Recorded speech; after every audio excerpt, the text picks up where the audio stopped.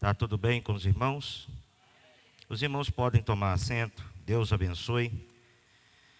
Estamos gratos a Deus, estamos na sua presença, mais uma vez, reunidos na sua casa, para mais uma vez nós falarmos da palavra de Deus, desfrutarmos da palavra do Senhor nosso Deus.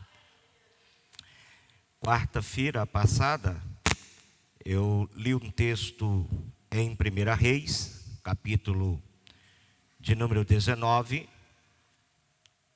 li a partir do verso 1, a crise que provocou desgaste espiritual no profeta Elias. E discorremos sobre esse assunto, falando de dois tópicos que têm provocado esse tipo de desgaste espiritual na vida de muitos crentes. E nós temos vivenciado isso. Repito o que falei na semana passada: pessoas desgastadas, desmotivadas, desanimadas, recuando da obra de Deus. E existem motivos para isso, né? Alguns são motivos óbvios, como eu mencionei. Outros são apenas uma atração que sentem pelo mundo aí fora, pelos seus costumes. E essa atração pelo mundo, por esse sistema social que nós estamos presenciando, vai trazendo tristeza. E há um tópico aqui que é bem similar a essa realidade. Temos visto esse desgaste, temos visto essa desmotivação. E eu falei semana passada sobre o primeiro tópico, que é pressão externa. O mundo contra a igreja, lutando para cansar a igreja, desmotivar a igreja, desanimar a igreja, e usando todos os seus métodos, os seus meios, os seus artifícios, para conseguirem desmotivar a igreja de Jesus. Isso aconteceu, irmãos, no século III, no ano 317, com o edito de Constantino, que declarou o Império Romano como tendo o cristianismo como a sua religião oficial, de uma forma assim bem camuflada e uma estratégia muito bem aplicada por Satanás. Constantino casa a igreja com o Estado, casa a igreja com o sistema político. E então a frieza começou a tomar conta da igreja, né? Por quê? Porque pegou a igreja desgastada. A igreja vinha sofrendo 300 séculos, vinha sendo massacrada, perseguida, queimando os pastores, os bispos, os líderes da igreja no fogo, crucificando, perseguindo. E os cristãos vinham de uma demanda de embate espiritual muito grande.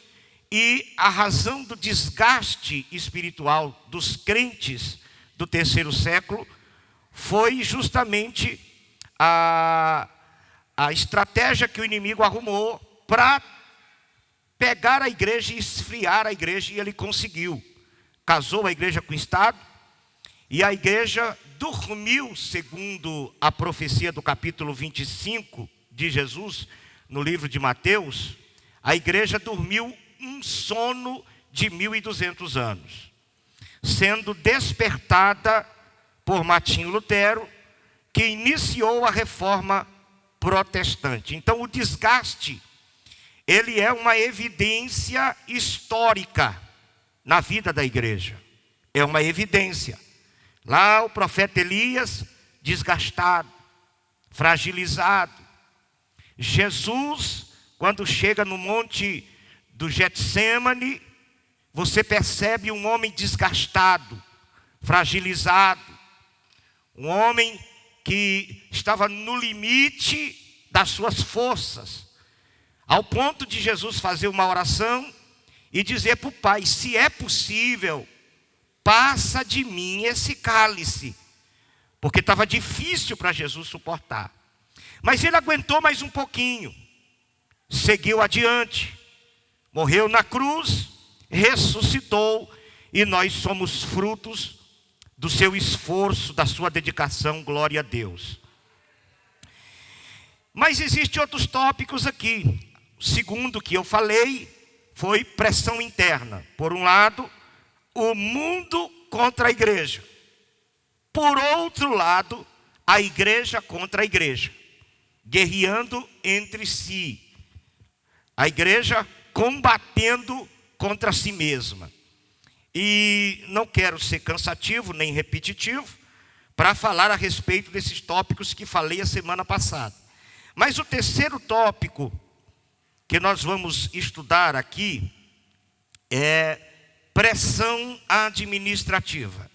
Então, pressão externa provoca desgaste e desânimo. Pressão interna provoca desgaste e provoca desânimo.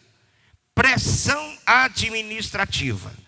O peso da responsabilidade que está sobre os ombros dos servos de Deus. O peso.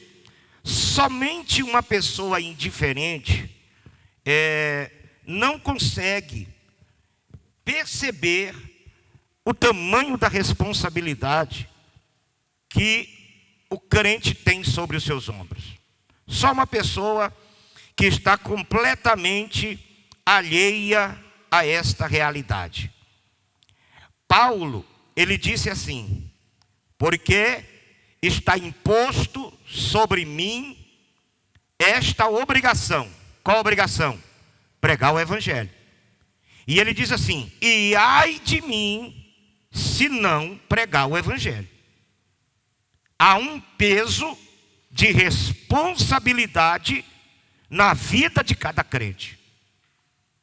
Se você canta na igreja, você tem que fazer o seu melhor. Você tem que consagrar por esse dom que você exerce na casa de Deus. Você tem que buscar, você tem que orar, você tem que investir nessa responsabilidade. Por quê? Porque quando você recebe essa responsabilidade de vir à frente para cantar um louvor, o Espírito de Deus está contando com a tua unção, com a direção de Deus na sua vida, no hino que você vai cantar, para que alguém se converta, para que alguém seja consolado, para que alguém seja exortado. Se você recebe a oportunidade de trazer uma palavra, você não tem que chegar aqui apenas e despejar um pedaço do seu conhecimento. Você tem que ter a direção de Deus, a unção de Deus, para falar exatamente aquilo que Deus quer falar naquela noite, para pessoas que precisam ouvir aquilo que Ele quer que você fale, para que tenha efeito, para que produza resultado. Por que estamos vendo essa escassez de manifestação de Deus? Por que estamos vendo essa escassez das manifestações dos dons espirituais? Por que não estamos vendo mais aquele aquebrantamento quando alguém prega, aquele aquebrantamento quando alguém canta, aquele aquebrantamento quando alguém testemunha, quando alguém traz uma palavra? Você não vê mais aquele impacto que acontecia. Primeiro, porque muitas das vezes quem está falando não buscou orientação e direção de Deus para poder fazer aquilo que está fazendo. Ele apenas exerce um talento que ele recebeu, uma habilidade que ele já tomou. Por exemplo, eu tenho 30 anos que prego o evangelho, vai fazer 30 anos que eu prego, na viagem, tem 28 anos. Comecei a pregar mesmo no ano de 1995. Se eu disser para vocês que eu não peguei uma certa habilidade, eu estou mentindo. Porque aquilo que você faz mais de uma vez, te confere habilidade. Não é verdade? Te confere habilidade. Mas eu posso dizer para os irmãos que não existe um só dia que eu venha para a igreja e que eu sei que eu vou pregar, que eu não sinta a minha barriga gelar, as minhas pernas tremer, que eu não sinta o peso da responsabilidade. Eu via meu pastor pregando, e aí eu dizia para ele assim: pastor, o senhor não precisa mais ler Bíblia para pregar. O senhor sabe demais. Isso tem uma facilidade. E ele disse assim para mim: meu filho, você não faz ideia o tanto que eu passo mal antes de pegar o microfone. Pastor, mas como? Como é que pode? O senhor fala assim, numa desenvoltura. O senhor tem assim uma retórica tão impressionante. Ninguém percebe que o senhor está nervoso.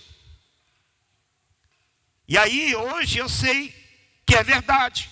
Alguns irmãos pensam que eu tenho assim essa tranquilidade e tal, pensa que eu não fico nervoso. Mas eu fico morrendo de vergonha de falar aqui. Por quê? Porque eu ainda sinto o peso dessa responsabilidade. Quem sente aí o peso da responsabilidade? Sente de verdade? Eu acordo de noite, irmão. Eu acordo de noite, gritando. Eu acordo de noite, gemendo. Eu me lembro de um dia que eu acordei, e quando eu acordei eu descobri que eu era pastor. E eu já era pastor, eu estava aqui no Veiga, foi pouco tempo, deve ter uns 2 anos, 3 anos. E eu acordei e disse: meu Deus, eu sou pastor. Meu Deus, eu sou pastor. Irmão, me deu um pânico. Mas me deu um pânico. E eu ajoelhei, chorei, pedi misericórdia a Deus, porque eu senti o peso do que é carregar a alma de alguém nas costas. O peso de ter que ensinar alguém o caminho da salvação, e eu não posso ensinar errado. Porque se eu ensinar errado, eu vou para o inferno e ainda levo almas preciosas comigo. Essa pressão administrativa faz muita gente recuar da responsabilidade. Faz muita gente desanimar da responsabilidade. Quando você tem noção da responsabilidade que você tem. Você que tem um cargo, quer seja de regente, primeira regente, segunda regente, você tem um cargo de líder, líder de mocidade, líder de adolescente, líder de criança, líder de ciclo de oração, líder dos obreiros, líder disso, líder do som, líder da sonoplastia. Até a forma com que você trata alguém, Deus vai cobrar de você. Vou repetir, você que lidera, até a forma de você tratar uma pessoa, se você fizer com maldade, Deus vai cobrar de você. Você vai pagar isso diante de Deus. Ah, mas eu tenho só um cargozinho ali, e quase ninguém me vê, e eu quase não tenho oportunidade. Esse cargozinho que você acha que é tão pequeno, ele é eterno. E Deus vai cobrar um dia. E esse cargozinho que você acha que é pequeno, Deus vai cobrar de você, se você não fizer bem feito. Vocês lembram da parábola dos 10 talentos, né? Fala 10 talentos, a epígrafe fala, mas está errado, são só 5 talentos ali. Na verdade não são 5, são 8 talentos. Um recebe 5, outro recebe 2 e outro recebe 1. São 8 talentos. O que recebeu 5, sentiu o peso da responsabilidade, trabalhou e granjeou mais 5. O que recebeu 2, sentiu o peso da responsabilidade, foi fiel ao que recebeu, trabalhou, granjeou mais 2. O que recebeu 1, achou que era pequeno demais, pensou que aquilo não tinha nenhum tipo de representatividade. Essas talentozinhas aqui, né? Essas estrelinhas aqui, não vou fazer não, e tal. Aí um dia o Senhor dos talentos veio prestar conta. O que tinha 5, recebeu mais 5. O que tinha 2, granjeou mais 2, devolveu 4 para o Senhor. Quem tinha 5, devolveu 10. E o que tinha 1, escondeu na terra, escondeu o talento.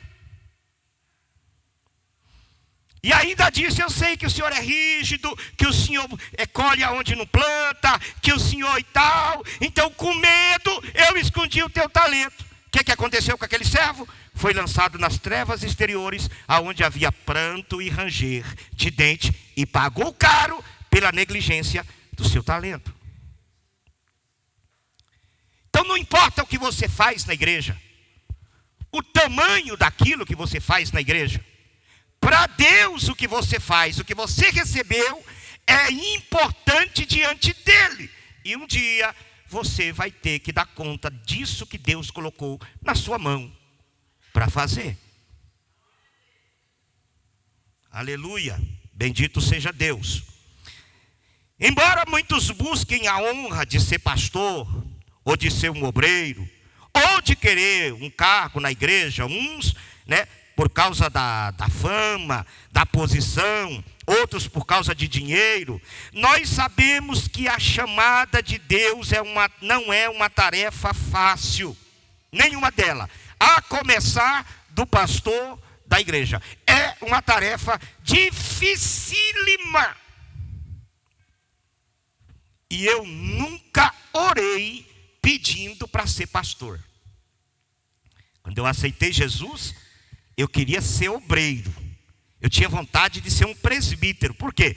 Porque eu achava muito bonito naquela época. A postura dos obreiros no púlpito me chamava a atenção. Eu achava lindo aqueles homens ali, paletó, gravata, sério, rosto brilhando. E eu não tinha costume com aquela novidade, aquilo para mim era uma coisa extraordinária. E eu pensava: será que um dia eu vou sentar ali? Só de eu sentar ali, para mim já estava bom demais, eu não precisava mais nada. Eu só queria botar um paletó bonito igual aqueles caras e sentar lá em cima e ficar lá junto com eles. Que eu ia ser pastor? Jamais eu imaginei, nunca pedi. E relutei muito tempo para não pastorear a igreja.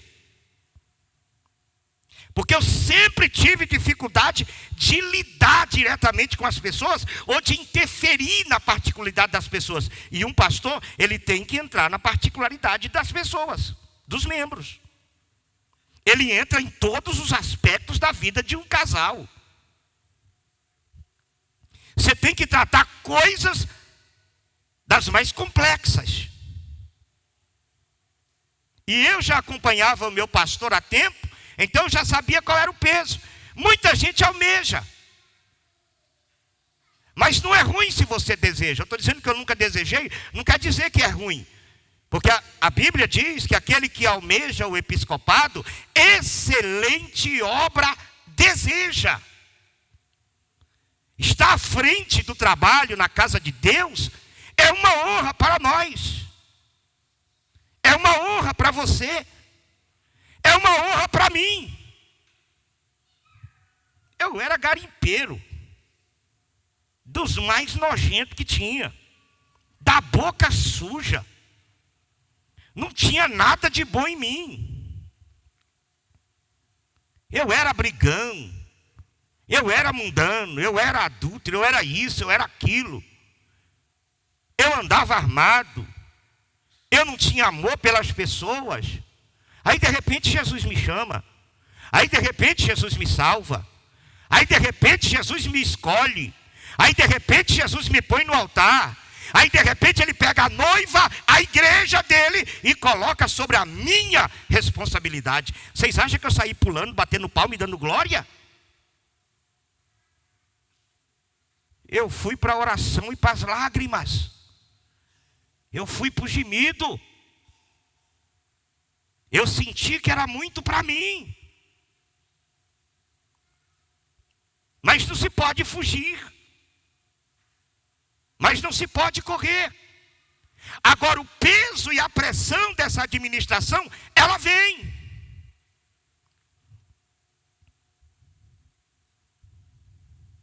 Por quê? Porque quem Deus chama, recebe críticas. Sim ou não?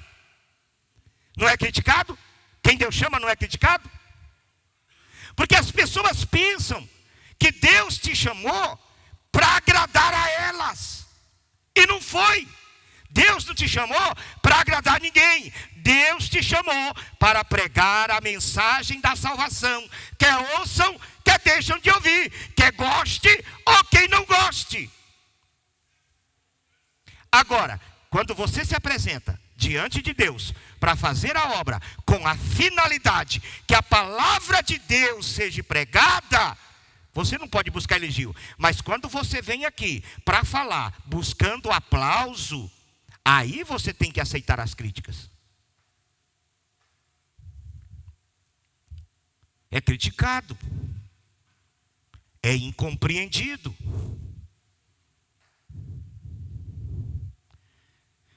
Principalmente um camarada como eu, que a minha personalidade ela é muito ruim. A minha personalidade é completamente o oposto daquilo que eu acho que deveria ser um pastor. Eu não sou muito comunicativo. Eu não sou muito sorridente.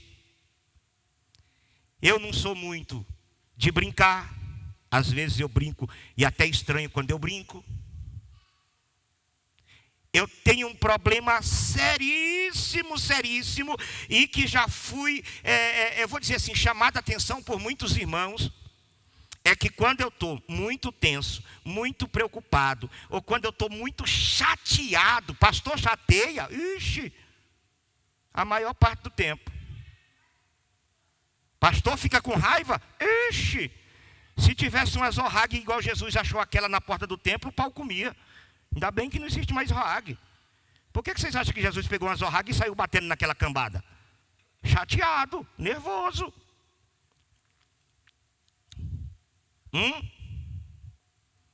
Incompreendido. Eu tenho uma dificuldade. Quando eu estou nessa posição assim, que eu estou muito carregado, eu tenho uma facilidade grande de passar perto de você e não conseguir te ver.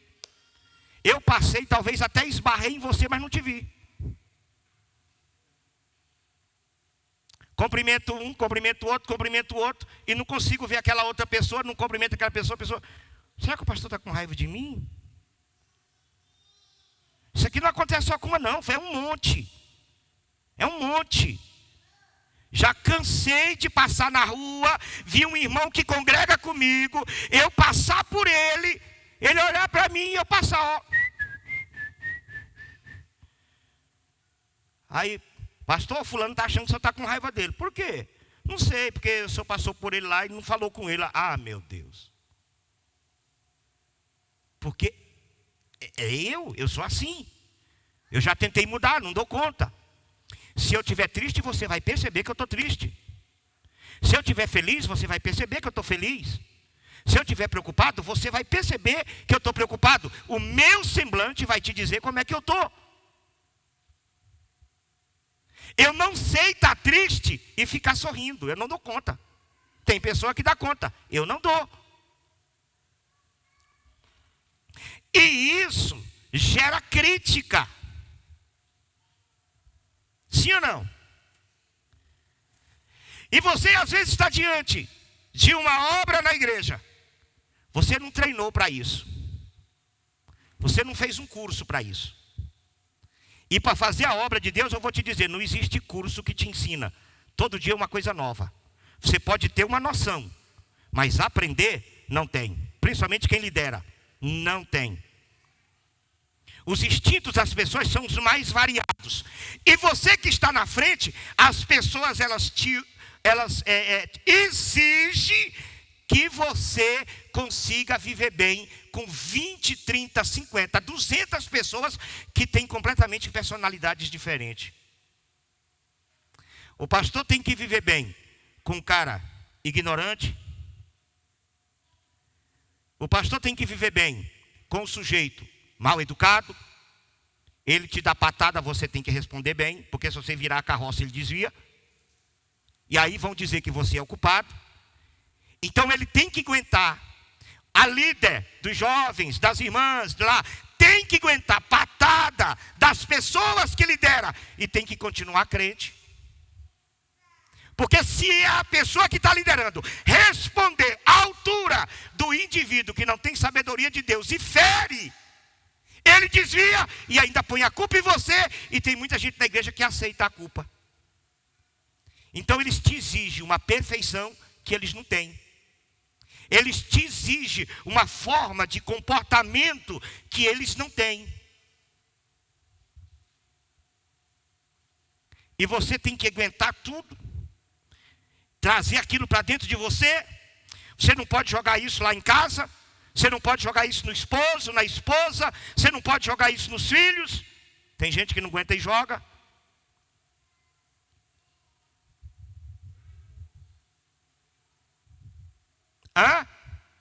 E às vezes, nem mesmo os da tua casa vai conseguir te entender. Porque acha que você é Superman. Acha que você é de ferro. Acha que você também não quebra. Acha que você também não se entristece. Acha que você também não. E isso vai provocando um desgaste tão grande que daqui a pouco você perde a motivação de fazer a obra. Olha, eu conheço um monte de pastor que não está desviado, mas nunca mais vão dar conta de fazer a obra como fazia por causa de pressão administrativa.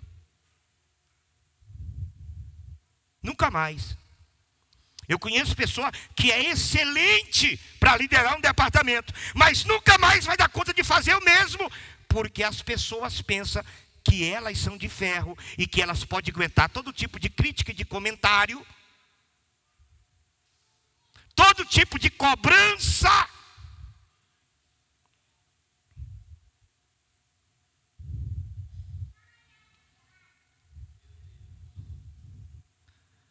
Eu fui pastor de um diácono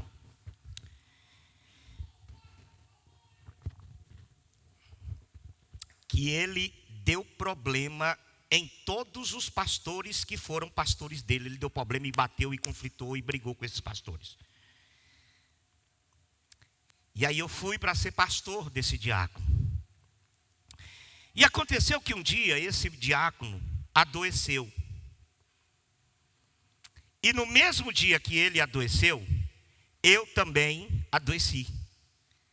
Me deu uma febre. E eu passei mal. E eu sou difícil de adoecer. Não é fácil vocês me ver com febre e tal. Febrinha assim. Eu chego aqui com essas febrinhas aqui. Alguém aí quase morre. Eu chego com essas febrinhas aqui e vou embora. Continuo no culto, continuo pregando e tal, vou embora. Mas essa, quando você vai, o pastor divino está doente, ele está ruim mesmo. Eu não dei conta de levantar não. E eu adoeci. E ele também. Mesmo com febre, eu chamei a irmã Edna e a gente foi lá fazer uma visita para ele.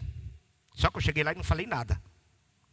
Cheguei, visitei ele na cama, nós orou por ele e tal, e eu fui embora. E cama também, remédio, cama 3 dias. Eu fiquei. E ele ficou 3 ou 4 dias também, doente. E aí, num culto lá de quinta-feira, eu não faltei culto, mesmo doente eu não faltei, eu fui doente para a igreja. E ele não, ele só foi quando ele melhorou.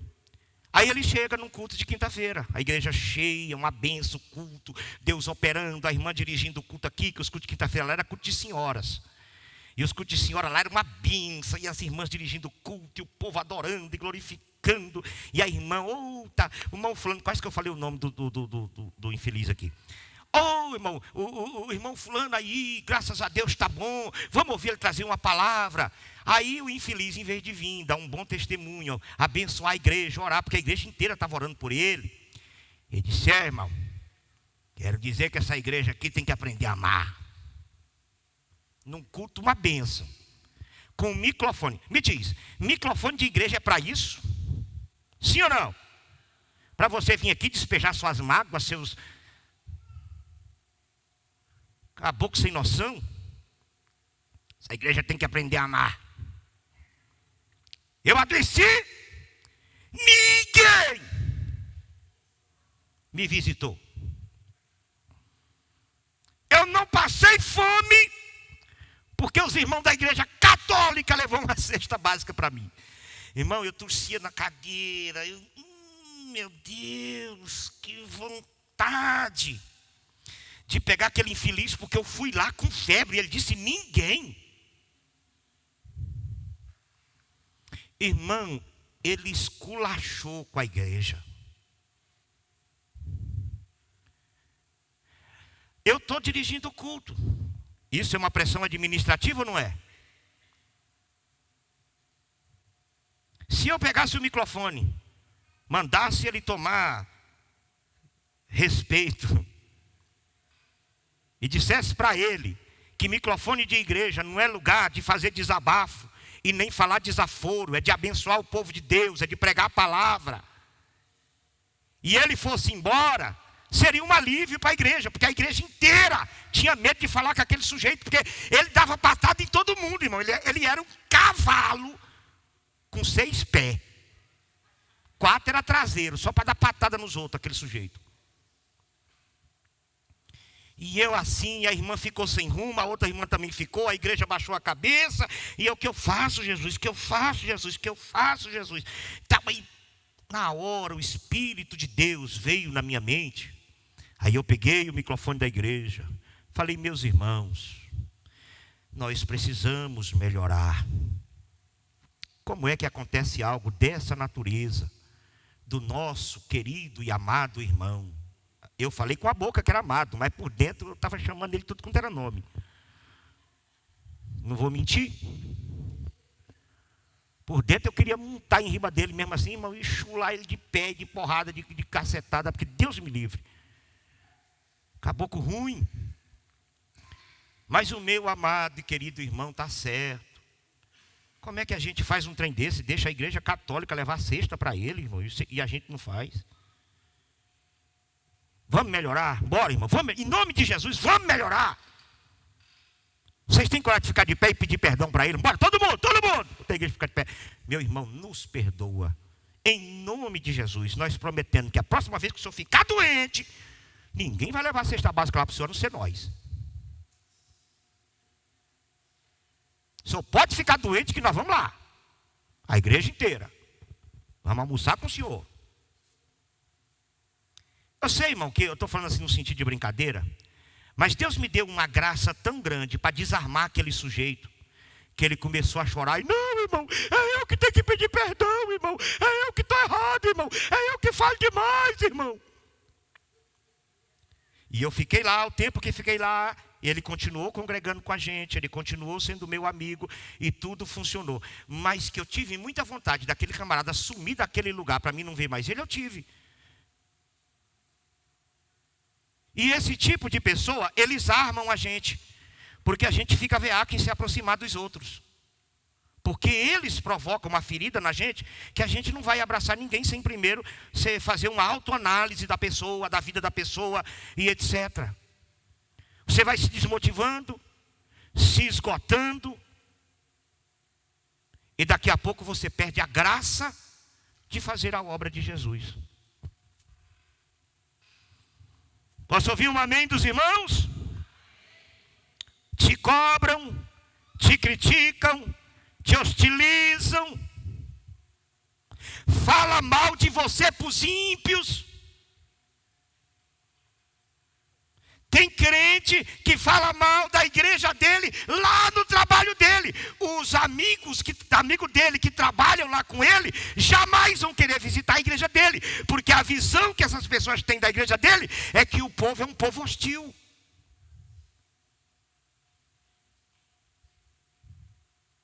É um povo hostil. Para ele ninguém presta. Para ele todo mundo erra. Para ele ninguém acerta. Ele não sabe que a gente está aqui, irmãos, sem ter um tipo de formação acadêmica. Todos aqui vão errar, mas vão errar querendo acertar. Digam amém por isso. Eu erro, irmãos, eu erro como pastor, mas eu não erro querendo errar, não. Eu erro querendo acertar.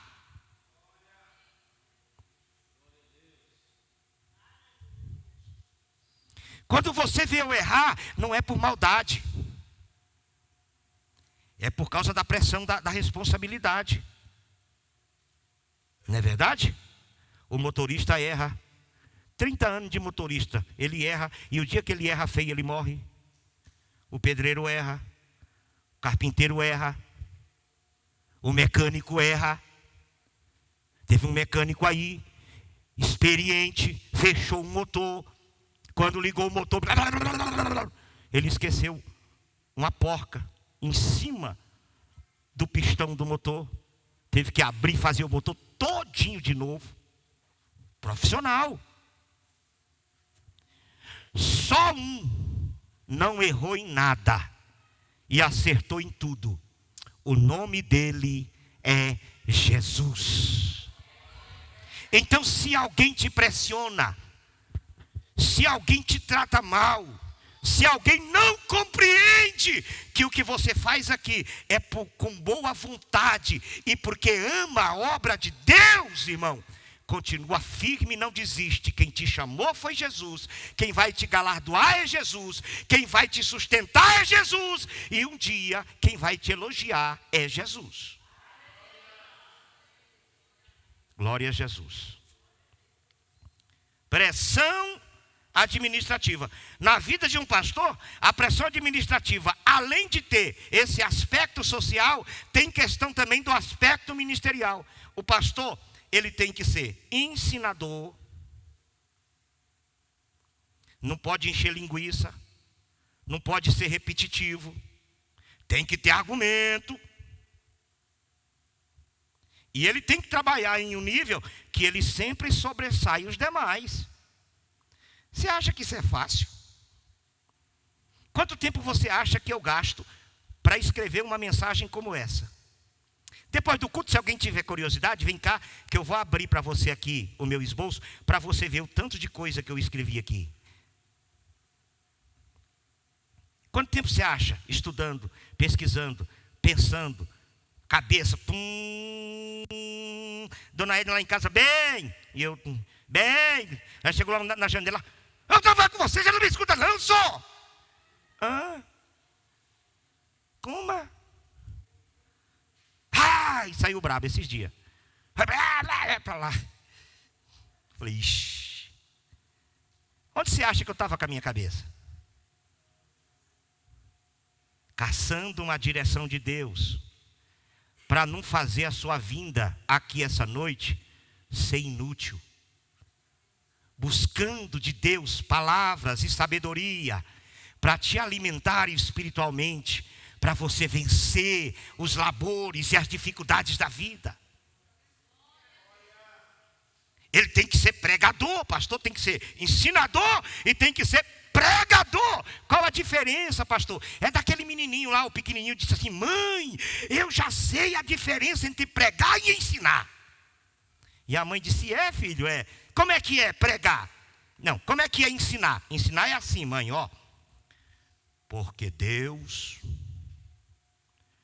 amou o mundo de tal maneira que deu seu Filho unigênito para todo aquele que nele crê, não pereça, mas tenha vida eterna. Isso é ensinar? Isso é ensinar. E pregar? É porque Deus! E aí pulou em cima da mesa, amou o mundo! Então o pastor tem que ser ensinador e tem que ser pregador. E sempre tem que ter uma palavra de Deus para a vida da igreja. Pastor tem que ser profeta. Quando um pastor fala uma coisa que não acontece, todo mundo diz que ele é mentiroso. Então ele tem que ter segurança daquilo que ele vai falar, porque ele tem que ser profeta, e profeta de Deus, verdadeiro. Aleluia! Suas responsabilidades são grandes. Ele tem que supervisionar tudo que todo mundo faz, chegar com sabedoria, orientar, ensinar. E aí, se ele não tiver experiência com esses departamentos, ele nunca vai fazer os seus liderados terem êxito. Ele sempre tem que ter uma palavra que ajude, que fortaleça e que o liderado que trabalha ao lado dele diga: rapaz, eu recebi um conselho, porque o conselho do pastor sempre tem que ser o melhor. Sim ou não? E ele tem que pastorear. O que é pastorear? Cuidar, apacentar, arrebanhar, promover unidade. O pastor chega na sua casa doente e ora por você, você fica curado e ele sai doente. E ele tem que sair alegre.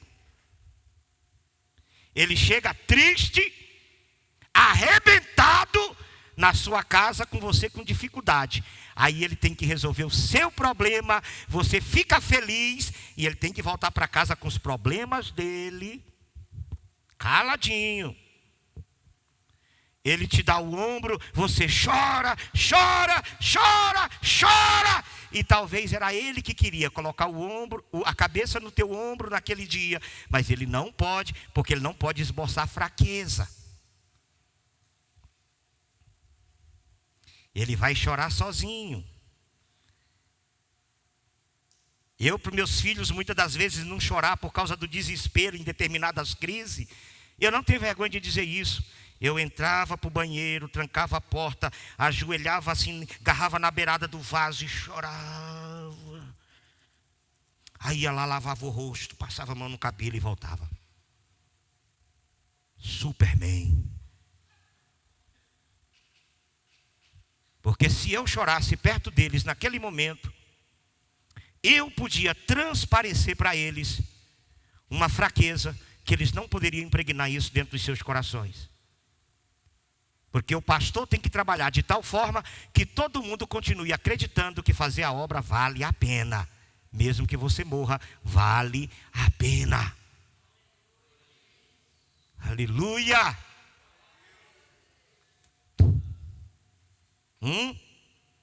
E assim tem que ser.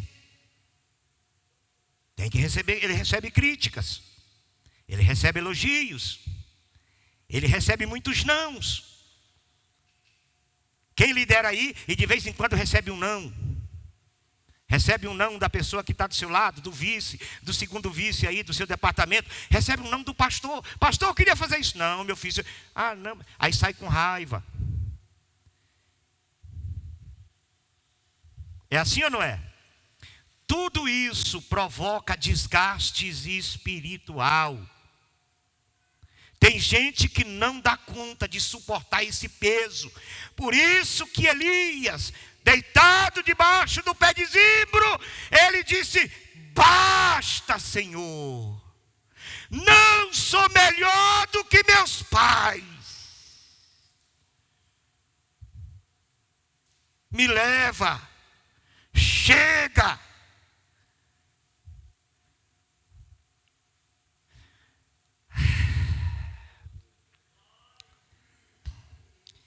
Eu estava conversando com o irmão Almir, e ele, não sei onde, o que a gente estava conversando, falando sobre coisas. Eu falei para ele: irmão Almir, eu vou ser sincero, e o que eu vou falar para vocês também é sincero aqui, viu, irmão? Isso aqui não é só para você dizer assim: ah, não, pastor, não faz isso não, então não, é sincero.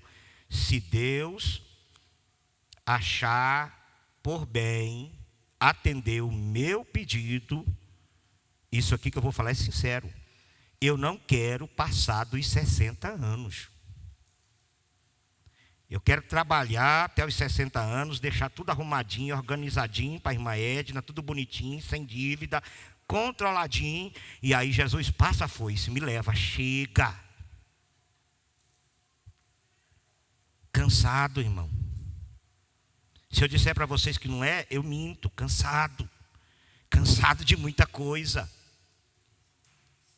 Se um dia você tiver a oportunidade de conversar com a minha mãe, ela vai te contar que de 7 para 8 anos de idade, chegava uma Kombi na nossa porta, lá em Paraíso do Tocantins, colocava, acho que 70 pão dentro de uma caixa, jogava nas minhas costas, 8 anos, não tinha 8 anos completo. E eu saía na rua de Paraíso, 4 horas, 5 horas da manhã. Eu pão, eu pão, eu pão. Era uma música que eles ensinam nós a fazer. Eu pão e a rosca, eu pão.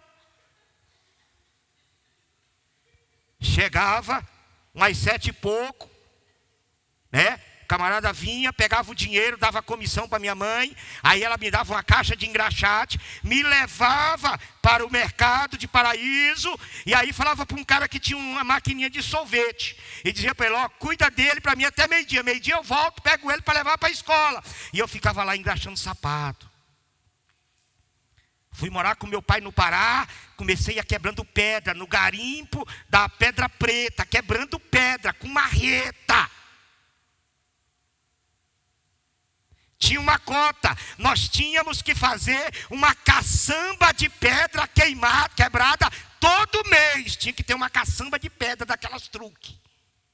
E eu, mais os meus 2 irmãos, nós fazíamos uma caçamba de pedra quebrada. Quebrava as pedras tudo em pedacinhos assim, para levar para o moinho, no sol quente. Alguém assim, pastor Divino é moreno. Moreno, se eu te mostrar minhas canelas, eu era loiro.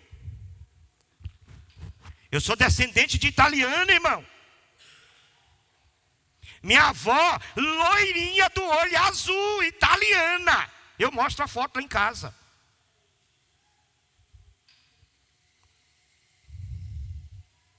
Ralando. Tudo para mim sempre foi difícil. Eu nunca tive nada fácil na minha vida. Tudo para mim. E a maioria das coisas que eu queria, eu não dei conta de ter.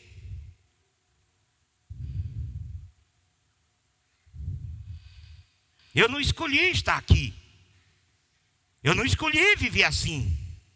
Foi Ele que me escolheu. E quando eu passei a dirigir igreja, eu sempre me entrego de corpo e alma aquilo que eu vou fazer. Eu me entrego mesmo, de verdade. Eu abracei a obra com todas as minhas forças, de todas as minhas energias. Quem conhece um pouco da minha trajetória é o Cleomar. Ele sabe aonde eu passei, o trabalho que eu fiz, as almas que eu ganhei, as igrejas que eu construí.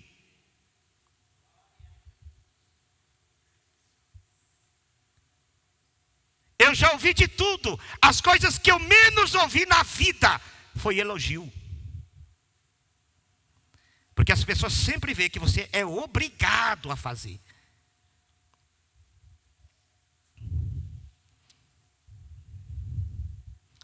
Esses dias eu recebi uma mensagem de uma irmã, uma jovem da igreja. Não vou dizer quem é. Eu estava com meu primo e a mensagem chegou. Meu amado e querido pastor, estou passando aqui só para lhe dizer que eu amo ser sua ovelha. O Senhor é o melhor pastor do mundo. Pastor, muito obrigado por me ensinar o caminho da salvação. E tal, eu olhei para aquela mensagem e mostrei para meu primo, olha aqui. É isso aqui, ó, que arranca a gente de debaixo do pé do zimbro. Esse aqui é o pão que Elias recebeu aquele dia. E a água que ele bebeu aquele dia. Para andar 40 dias e 40 noites no deserto.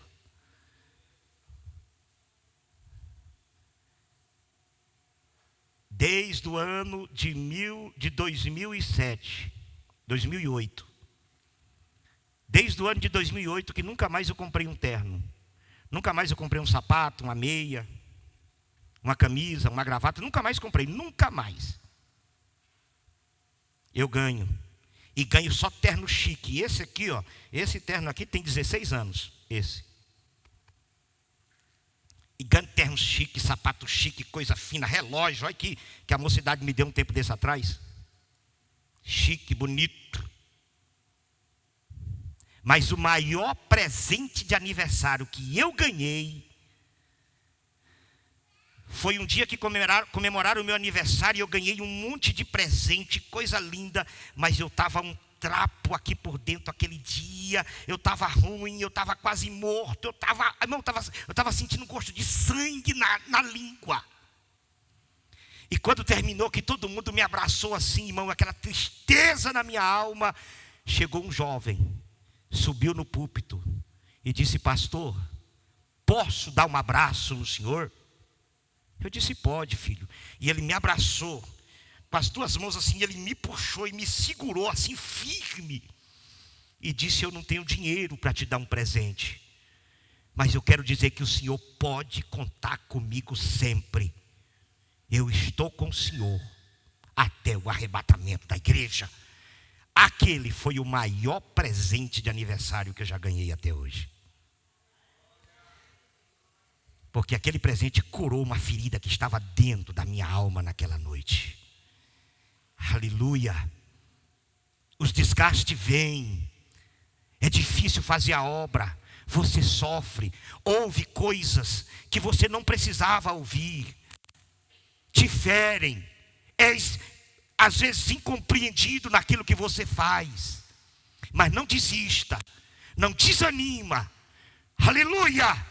Tua caminhada é longa. E Deus conta com a tua fidelidade. Ele vai curar você desse desgaste espiritual. Ele vai te dar força para se levantar e continuar de pé.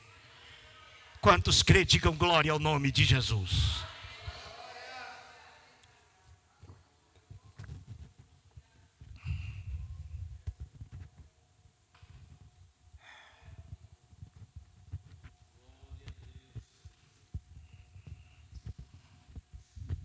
Aleluia. Aleluia. Esses dias eu disse, olha, a sonoplastia, eu trabalhei de sonoplasta na igreja há muito tempo. Ele é um dos cargos da igreja que mais sofre crítica. É sonoplastia. E tem uns sonoplastas mesmo que são meio brutos mesmo, precisa consertar e aprender a tratar as pessoas. Tem. Mas tem muita gente boa trabalhando na sonoplastia, dentre eles está aqui os nossos aqui, que fazem por amor. Eu sei que faz por amor. Não são profissionais, mas fazem por amor. Gasta. Me lembro que quando o Juan estava na sonoplastia, ele fez um gasto de quase 10 mil reais, só para ajudar a gravar os cultos aqui. Verdade? Tudo para a glória de Jesus. Às vezes as pessoas não percebem isso. E muitas das vezes você vem, canta, prega, fala e tal, vai embora. Se está ruim, você vê. Se está bom, você não consegue enxergar. E você termina o culto e nem passa lá e diz: obrigado lá pelo hino, ó, estava bom som. Deus abençoe. Obrigado lá pelo microfone, estava bom som. Termina uma festa igual da mocidade. Não sei se a Raiele recebeu uma mensagem. Raiele, Deus te abençoe, minha filha. Que coisa gloriosa foi aquela festa. Deus te usou tremendamente. Às vezes critica um uniforme, critica porque não ganhou oportunidade, critica nisso, critica naquilo outro. Mas não lembra que uma palavra de estímulo e de elogio é o que a pessoa precisa para continuar fazendo a obra de Deus. Vamos aprender a mudar esse negócio, irmãos? Vamos mudar isso? Vamos? Vamos aprender a agradecer aquilo que as pessoas fazem? E tanto é que a única pessoa que recebe aqui para fazer sou eu. Os outros todos fazem sem receber nada. Eu recebo. Quem recebe aqui um salário sou eu. Os outros não. Faz de graça. Pega o carro, busca alguém, leva alguém. Sim ou não? Não cobra gasolina e tudo. E às vezes a pessoa só precisa de muito obrigado. Deus te abençoe. Porque você às vezes nem sabe quem é que está debaixo do pé de zimbro. Por que Deus me deu essa mensagem? Porque o Espírito de Deus falou no meu coração e disse: meu filho, tem muita gente ferida na igreja. Prega essa palavra e eu vou curar esses corações. Sabe o que está acontecendo aqui hoje? Jesus está curando a sua alma. Glória! Aleluia! E dizendo: eu estou vendo o que você faz com esforço. Eu estou vendo. Ele está vendo todas as coisas. Aleluia. Outra coisa.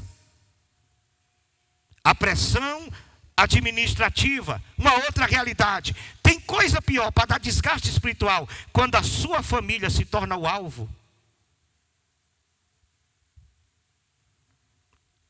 Quando eu falo isso aqui, eu tenho que trazer mais para o lado pastoral, porque o que eu conheço de filho de pastor desviado da igreja, por causa de palavras que lançaram para eles, Eu não tenho como falar isso aqui e não me lembrar de um presbítero de uma igreja que eu pastoreei, e que um dia eu sempre chego mais cedo na igreja. Naquela época os obreiros sempre chegavam mais cedo também para orar, e geralmente 6h30, 6h40 já estavam os obreiros quase todos na igreja orando, pá, e eu com eles. E aí um dia eu saí um pouco assim mais cedo, e eu sempre entrava pela porta do fundo, pela porta lateral assim, subi direto para o púlpito. Nesse dia eu não sei o que aconteceu, que eu saí no corredor da igreja e fui lá na frente para entrar. Quando eu cheguei na escada que sobe, a igreja lá tem umas escadonas bonitas assim. Quando eu cheguei na escada, Samuel tinha uns 5 anos de idade, pequenininho, assim, a idade da Eloá. Eu cheguei na escada, irmão José Antônio, o Samuel estava assim, branquelinho, olhando para o irmão, e o irmão com o dedo assim na cara dele: vocês só comem porque nós colocamos a comida na mesa de vocês, seu moleque. E eu cheguei na hora. Quando eu cheguei, ô pastor, irmão de Deus. Eu cresci assim mais ou menos uns 40 centímetros para riba.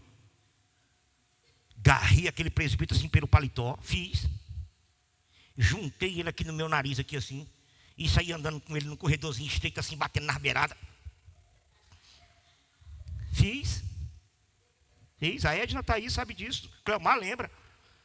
Levei ele lá no fundo, tinha um banheiro no fundo, levei ele lá no fundo, escorei ele na parede, falei: diga para mim o que você acabou de falar para o meu filho, diga. Pastor, pelo amor de Deus, pastor, eu estava brincando. Isso é tipo de brincadeira que você faz com uma criança? Você quer ensinar meu filho que não vale a pena fazer a obra de Deus? Você quer ensinar meu filho que ele come esmola na igreja? Falei: a partir de hoje você não devolve um dízimo nessa igreja, você não devolve uma oferta, tudo que é seu aqui ninguém vai pegar, e eu vou te mostrar que não vai faltar pão na minha mesa. E quem põe pão na minha mesa não é você, quem põe pão na minha mesa é Deus. É Deus que cuida de mim. Esse homem pediu perdão, esse homem chorou, e eu soltei ele e saí, irmão, desse tipo assim, ó. E eu não sabia se eu ia para o púlpito orar, se eu ia lá para dentro pegar o Samuel, o que eu ia fazer, e eu fiquei agoniado, e esse homem veio na minha cola e me agarrou: pastor, pelo amor de Deus, não fica com raiva de mim não, pastor, eu errei mesmo, pastor, eu não sei o que deu em mim, pastor, pelo amor de Deus. E nós chegamos assim no púlpitozinho de baixo, onde os meninos dirigiam o culto, e eu já me ajoelhei chorando, e ele já me agarrou também, e eu agarrei com ele também, e nós foi chorando, tal, pá, beleza, nós se perdoamos ali, eu fiz de conta que esqueci, mas quando foi de madrugada eu levantei chorando. Saí caladinho da cama, entrei no banheiro, fechei a porta, sentei no vaso e chorei. E eu disse: Deus, eu sei trabalhar, Senhor, eu sei cuidar da minha família, eu tenho saúde, me deixa voltar para o meu trabalho, não dá para viver assim. Eu não aguento isso, Senhor, não dá para aguentar um trem desse, Jesus. Humilhar meu filho. Fala para mim, mas para ele não, é pequeno, não entende nada.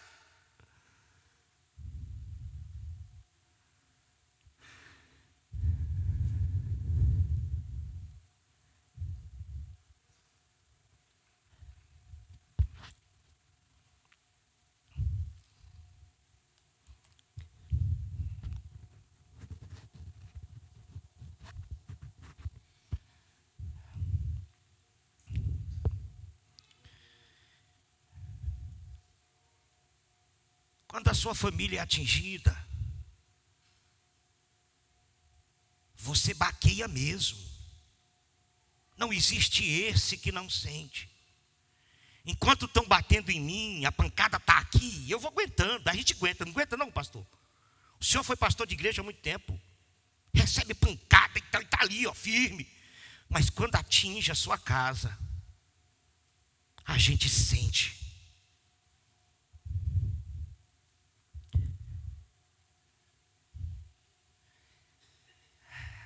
Depois eu chamei o Samuel, conversei com ele. Não, meu filho, o irmão não sabia o que estava falando, não é desse jeito não. Jesus é bom. E fui trabalhando na cabeça do Samuel, trabalhando na cabeça da Elissama. Eu já vi camarada da igreja, obreiro, ir lá e arrancar o Samuel da bateria assim, ó, pelo colarinho. E eu olhando ele arrancar ele. E eu chamar o Samuel em casa, meu filho, perdoa, é assim mesmo, é desse jeito, o irmão não entende direito, é fraqueza. E contar para ele, tentar explicar uma coisa que só entra na cabeça de adulto, você tentar colocar na cabeça de uma criança, para que aquela criança não cresça revoltada, indignada.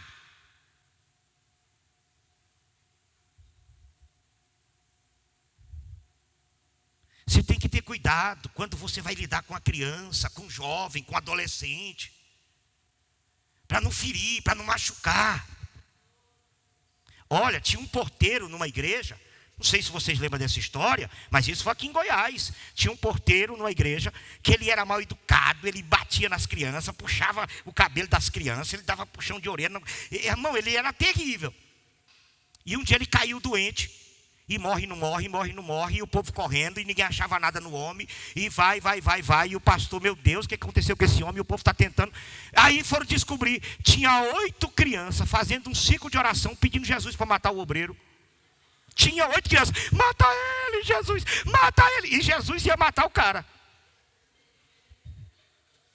Os meninos fizeram campanha de oração para matar o porteiro.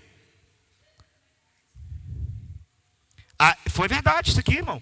Aí o pastor chamou as crianças, pregou, ensinou, falou que não era daquele jeito, que era para orar pedindo Jesus para mudar, para transformar ele e tal. Agora vocês vão orar para Jesus curar ele, viu? Aí os menininhos orou e o sujeito foi curado. E o pastor contou para ele e ele mudou o jeito de trabalhar com as crianças. Quantos me ouviram, digam amém. Não toque na família de ninguém, não. Eu falei sobre isso aqui um pouco na semana passada. Você toca no filho de alguém, você toca no pai, toca na mãe, toca no tio, toca no primo, toca no amigo.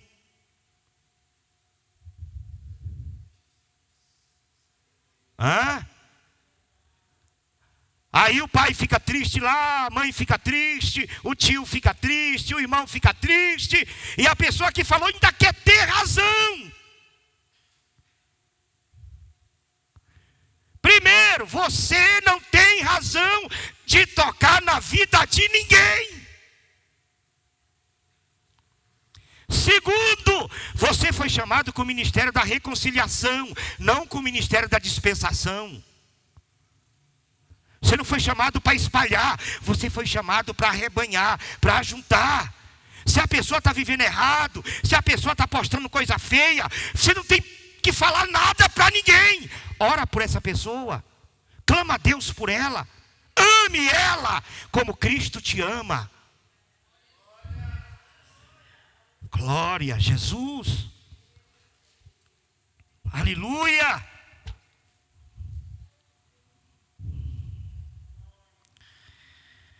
Aleluia.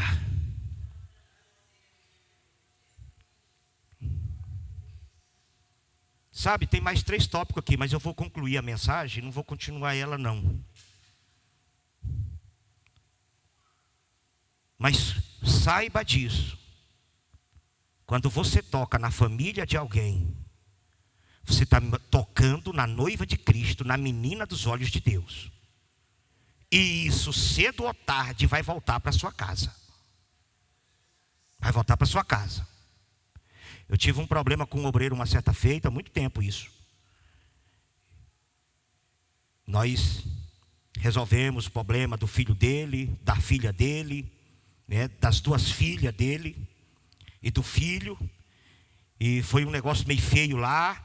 E eu consegui resolver aquilo lá assim de forma sábia, com mais outros obreiros e tudo.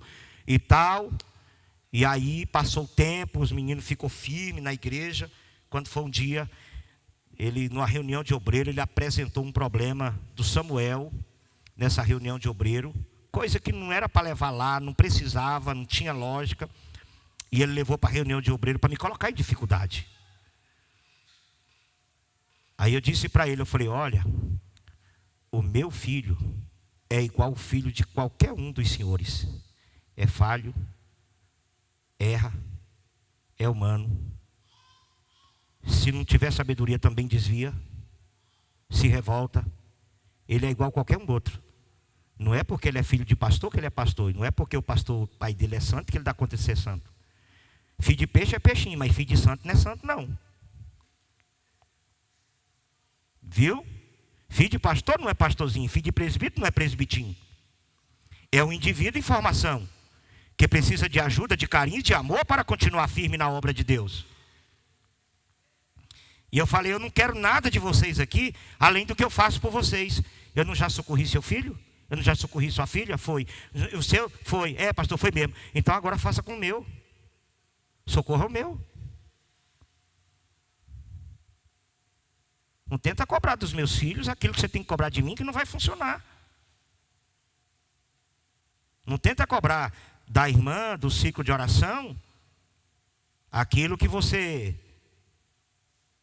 não tem que cobrar dela, dessa pessoa. Você entendeu, irmãos?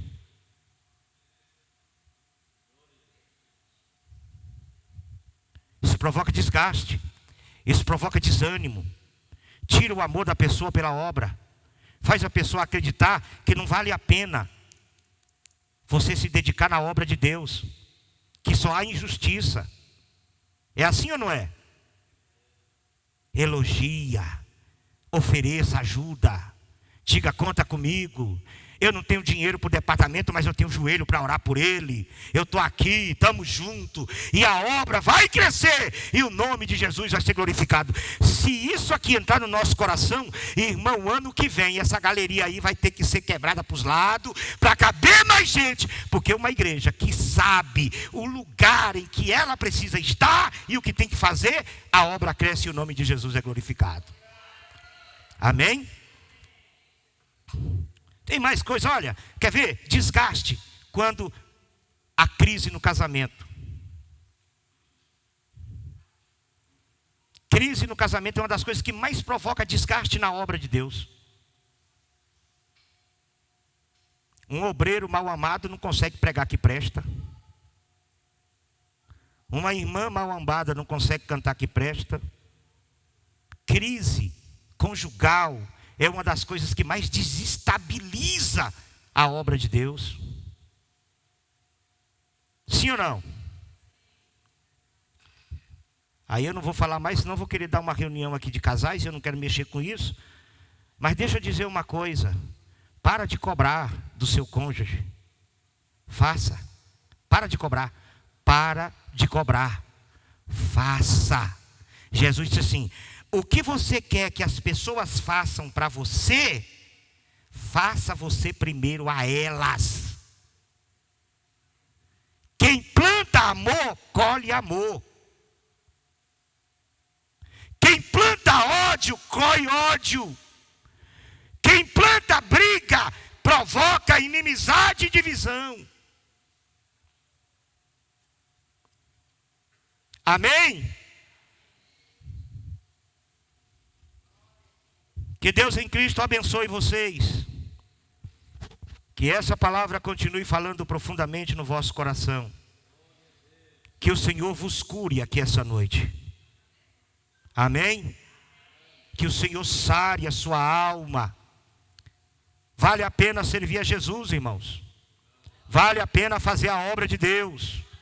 Vale a pena sofrer por essa obra. Vale a pena. Porque uma alma que se converte, glória a Jesus, ela vale mais do que o mundo inteiro. Se nós ganharmos uma alma, nós ganhamos, irmãos, o valor do mundo inteiro perdido. Glória a Jesus. Que Deus continue te usando para cantar, para pregar, para falar, para coordenar, para estar à frente da obra de Deus. Seja um parceiro, um auxiliador, um motivador. Seja um motivador. A semelhança de Barnabé. Quando Paulo aceitou Jesus, ninguém acreditou na conversão de Paulo. Ninguém. Os discípulos, os apóstolos, corria. A Bíblia diz que eles fugiam de Paulo. Queria conversa não. Aí Barnabé, quando viu aquele negócio, espera aí, rapaz, esse menino vai desviar. Porque ele aceita Jesus, vem para a igreja, o povo não abraça ele, vai desviar, não vai? Pegou o Paulo, jovem na fé, vem cá, bora ali. Levou lá para os apóstolos, olha, recebam ele. Cabra bom. Ele converteu de verdade. Está testemunhando aí, ó, assim, assim, assim, assim, assim. E aí os apóstolos, abraçou Paulo. Quem se tornou Paulo? Alguém motivou, auxiliou e acreditou. Aí pega Barnabé e Paulo, vai para a primeira viagem. Leva Marcos. Marcos não aguenta a pressão, volta para casa. Na segunda viagem, eles querem levar, Barnabé quer levar Marcos de novo. Paulo diz, não, ele deixou nós para trás. Olha Paulo pagando com a mesma moeda lá que os apóstolos estavam pagando com ele. Não sei o que e tal, não quero ele não. A Bíblia diz que houve contenda entre Barnabé e Paulo por causa de João Marcos. Se separaram. Paulo pega Silas, Barnabé pega João Marcos, os dois não se vê mais. Passa o tempo, Paulo está preso, manda uma carta para Timóteo, manda minha capa, manda meus livros e manda João Marcos para mim também. É-me útil ao ministério. Mas por que João Marcos é útil? Porque se tivesse deixado ele voltar e não ido para trás, talvez João Marcos não teria tido motivação para continuar. Mas Barnabé acreditou nele igual acreditou em Paulo. Pegou João Marcos e disse, bora meu filho, você vai aprender. E o cabo se tornou um grande obreiro e lá na frente se tornou amigo e auxiliador de Paulo. Amém? Vamos fazer um negócio aqui que nem os pregadores famosos? Vamos? Só nós aqui? Para ninguém saber lá fora? Vamos, só nós? Toca na pessoa que está do seu lado. Eu falei isso bem com vergonha. Toca aí na pessoa que está do seu lado e diz assim, ó, acredita em mim. Eu posso ser uma bênção na sua vida amanhã. Diz para ele assim, me motiva. Isso, não me deixa para trás não. Amém? Seja um motivador. Seja um auxiliador. Seja alguém que acredita. Caiu, levanta, vambora, vai dar certo. Caiu de novo, vai dar certo. Caiu de novo, vai dar certo. E não desiste dele não desiste não. Enquanto tem vida tem esperança. Vambora. Uma hora Jesus te pega aí e vai dar certo. Aleluia.